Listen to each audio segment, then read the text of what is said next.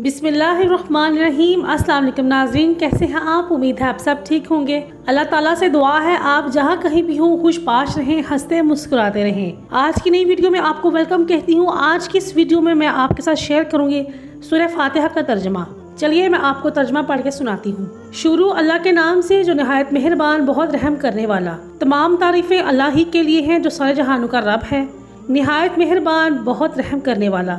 बदले के दिन का मालिक है, हम तेरी ही इबादत करते हैं और तुझसे ही मदद चाहते हैं। दिखा हमें सीधा रास्ता, उन लोगों का रास्ता जिन पर तूने इनाम किया, जिन पर तेरा गज़ब नहीं हुआ और ना वो गुमराह हुए।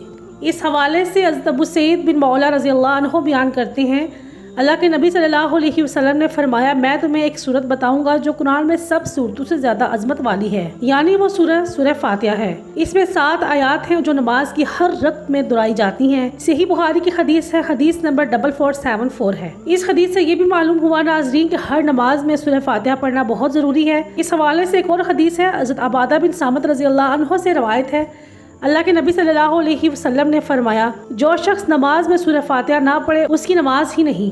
सही बुखारी हदीस नंबर 756। नाज़रीन, ये थी आज की वीडियो जिसके अंदर मैंने सूरह फातिहा का तर्जमा पढ़ा उर्दू में। उम्मीद है आप इस वीडियो को ज़रूर शेयर करेंगे। मिलते हैं कुरान की अगली सूरत के साथ। अपना बहुत सा ख्याल रखिएगा। अल्लाह ने के बाद।